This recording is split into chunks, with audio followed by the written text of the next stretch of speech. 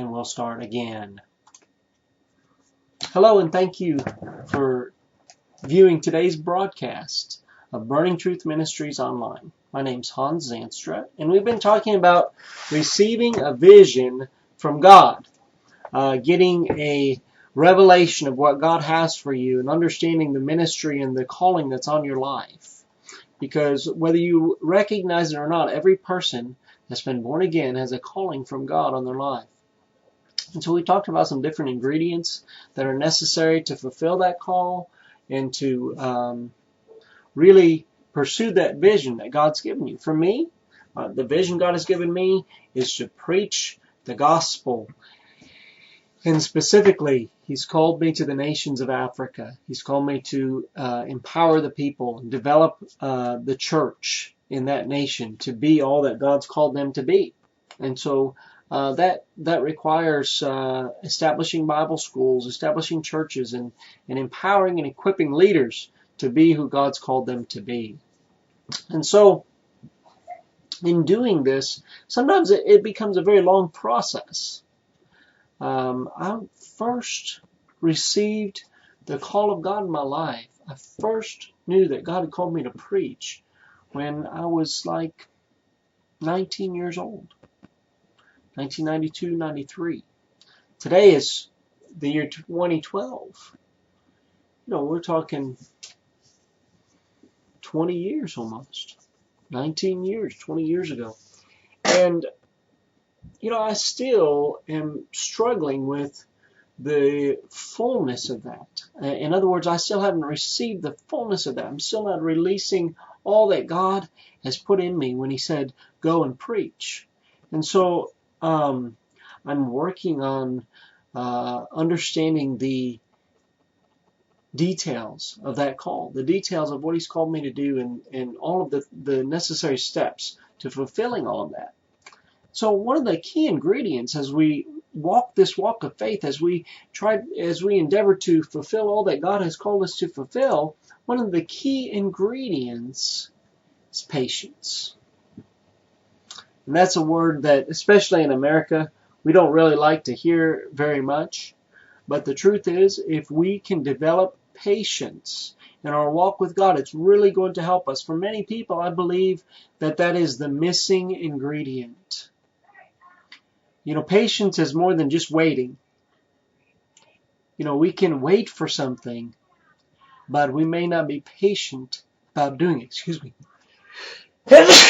Sorry. But when we're patient, we're waiting with expectation that it's going to happen, with an understanding that God has said it and it's already done. I don't have to be anxious about it. I don't have to worry about it. I don't have to wonder when it's going to be. I can just patiently expect God to bring that to pass. And, you have to understand that when we're following God and when we're fulfilling the vision that God has for our life, we're going to be hit with trials. We're going to be hit with difficult times. And those are necessary things for our faith. And I'm going to share with you a little bit of how we develop that patience and what we are to do when we come across difficult times.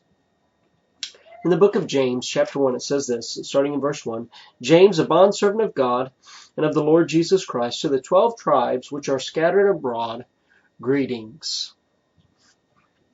My brethren, count it all joy when you fall into various trials, knowing that the testing of your faith produces patience. So how is patience produced? Through the testing of our faith. And this is why James said to count it joy. It isn't joy.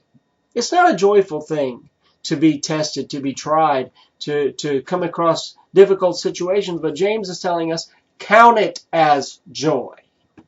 So how do we do that? Well, when something's not going our way, just say, Father, I thank you that the testing of my faith is producing patience in my life. I count this as joy.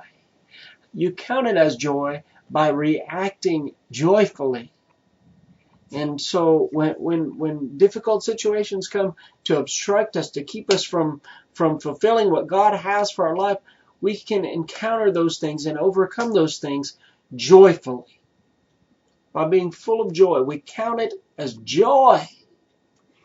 And it said that the testing of our faith produces patience. Well, that in and of itself is not all that exciting. Why do we worry about producing patience? But the next verse says this, but let patience have its perfect work, that you may be perfect and complete, lacking nothing. So I believe that for many of us, patience is a missing ingredient. And if we'll have patience and we'll endure the testing of our faith patiently, trusting God, expecting the end result to be what God has said it would be, God's vision being complete in our life. For me, I'm expecting my family to be on the continent of Africa. I'm expecting to be preaching the gospel to the nations of Africa. Short term, I'm expecting to be there in December with my family on a trip about 4 or 5 weeks long. But long term, expecting to live there, to have a home in Africa where I can preach the gospel, where I can establish Bible schools, where we can establish churches. And if you're seeking God for a vision for your life, for something that God's called you to do, one thing you can do is support another person's vision. If you'd like to support our vision, you'd like to be a part of what we're doing, I invite you to do so. Come to our website, www.burningtruthafrica.org. Learn about what God has put in our hearts, and see how you can be a part of what we're doing. Check out our partners page, and all the information is there for you. God bless you. Just had a short word for you today. I hope that it was a blessing to you. Remember to be patient, and as patience has its perfect, complete work in you. Let me just read it. Let patience have its perfect work, that you may be perfect and complete, lacking nothing. God bless you. Bye-bye.